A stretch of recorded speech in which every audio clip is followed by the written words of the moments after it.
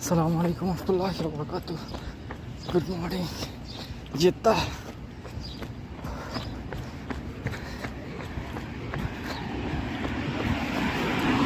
Saudi আরবও এখন শীতের আমেজ বোঝা যাচ্ছে, যদিও আমার একটা লাগে না।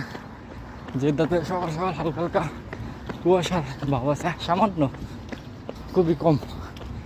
আর পুরা শীতে সৌদি আরবের জেদ্দা এবং মক্কা গরম থাকে, এরকম হাত পাতা গেঞ্জি পরে পুরো শীত পার করা যায়, তেমন একটা ঠান্ডা মনে হয় না। একটু পরে রোদ দিকটা যাবো, তখন আবার রোদে